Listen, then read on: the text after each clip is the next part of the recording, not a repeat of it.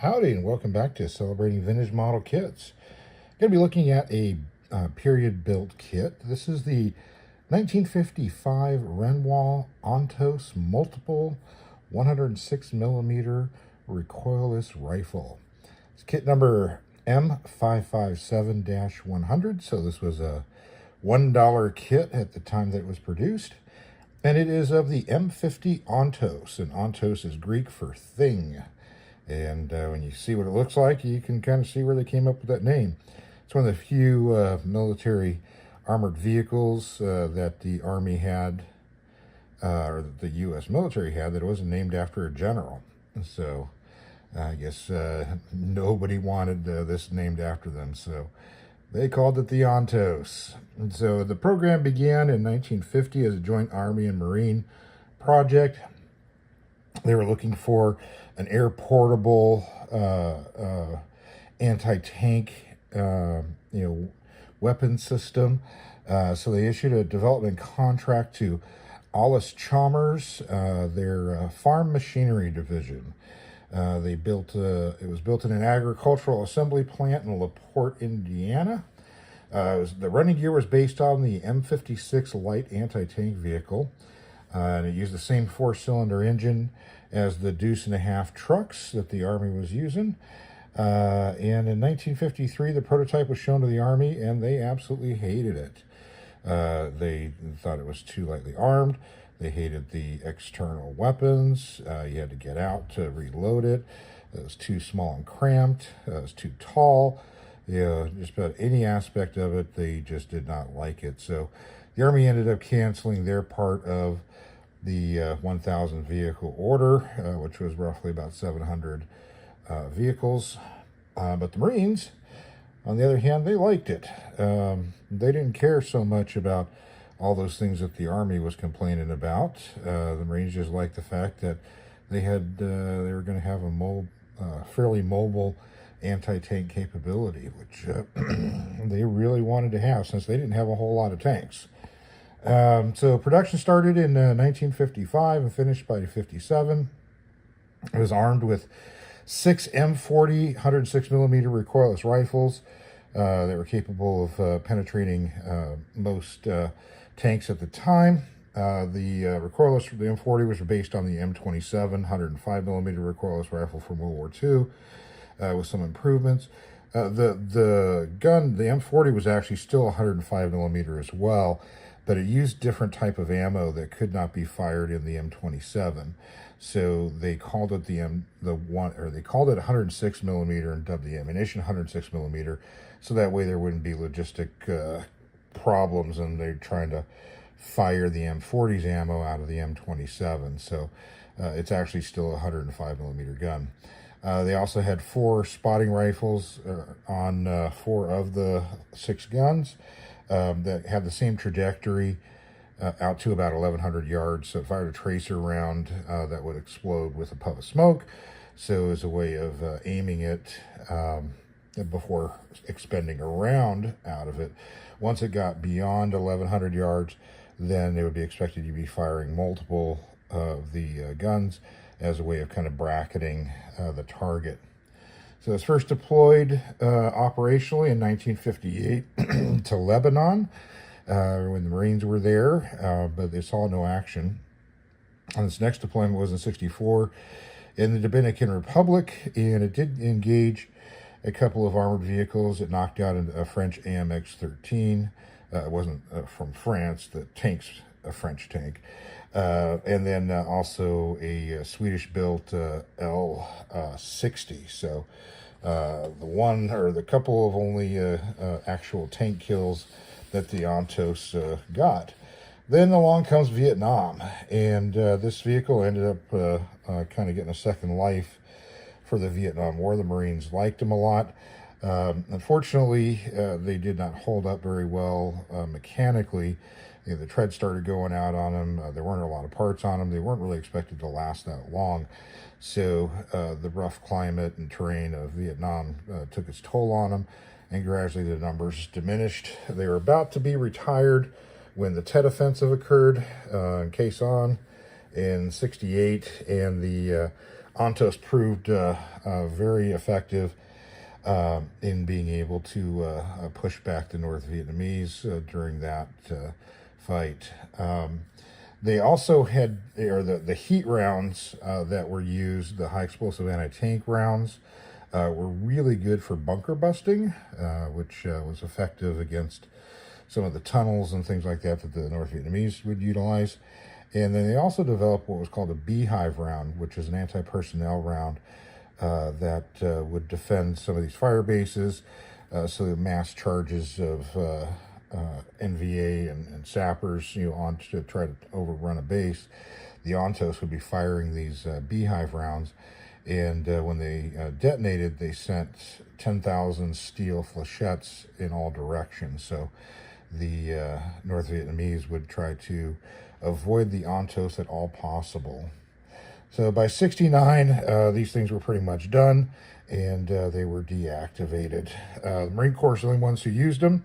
As I mentioned before, the Army never took delivery of any of these, and they did not get utilized by anybody else overseas.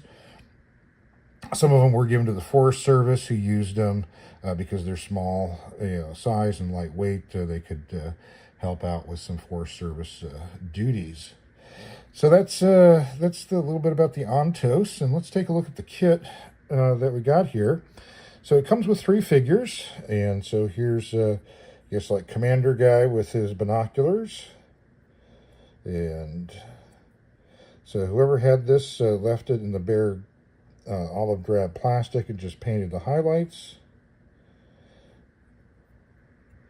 And then in the turret, we've got I guess another commander and then the driver.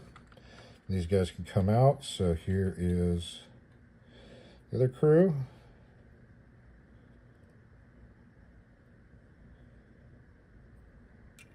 And then this guy here that's up in the front to the driver position.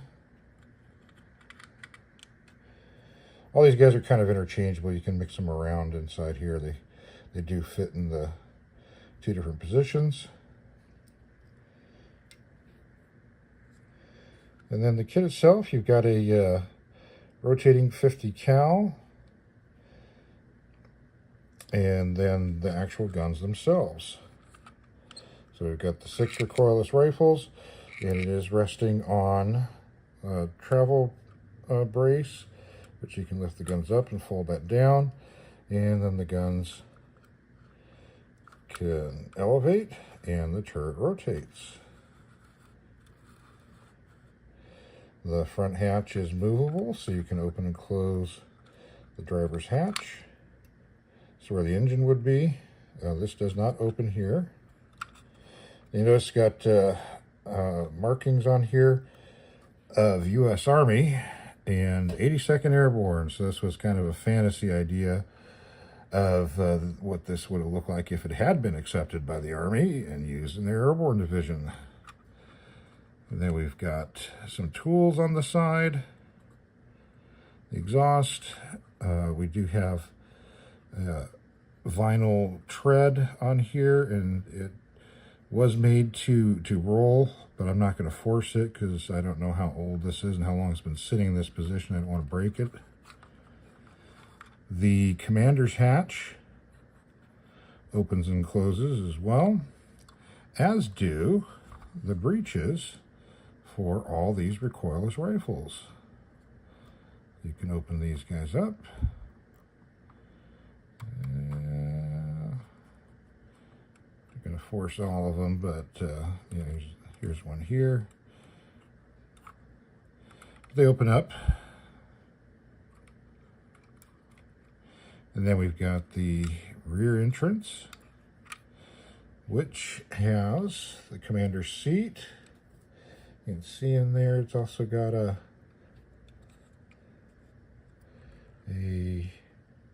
kind of commander's dashboard, little wheels to rotate the turret, and it's been painted white inside, so a little bit of interior detail is kind of nice in there. And then the other thing that you get is this little hatch here for all the rounds. So we've got these recoilless rifle rounds. They give you 6 that you can put in their little storage spot. I did try to see if maybe these fit inside the recoilless rifle itself, but that's about as far as they go. I don't want to force it too much in there. So you can't take them out and load them up. But you've got spot there for all 6 of the rounds I give you. So kind of a neat little tank. As far as on the bottom, not much to see on the bottom. So there you have it. There's your little Ontos. Whoever built this back in the most likely 50s or 60s, I think did a pretty good job of keeping it pretty clean. You know, it is just left in the original plastic, but you know, there's not a lot of glue marks and fingerprints and things like that. So pretty nice job whoever did this. So there you go. As far as issues go, there's this original from 1955. There's a frog issue in a similar looking box, but with a frog name on it from 1960. 1971, Renwal issued it with new box art. And then the Renwal molds ended up going to Renwal in the 70s. So Renwal started reissuing some of their kits. And the first issue from Renwal was in 1982, and that was a photo box. I remember seeing that with this Ontos, you know, on a little pile of dirt. And then in 83, Renwal Odella, Mexico, did an issue of it with that same photo box. And then finally in 2014, Renwal did a reissue of the original Renwal box and kind of have that nostalgic look that Renwal was doing in the late 90s, early 2000s. So those are the issues of it. So you can probably still find one of these relatively easy if you're looking to make one. But if you have built one of these, tell us about it in the comment section. If you got one of these sitting on your shelf, you know, take a picture of your build, send it in. We can post it in our next viewer build video. Well, that's all for today. Thanks for watching, and have yourself a great rest of your day.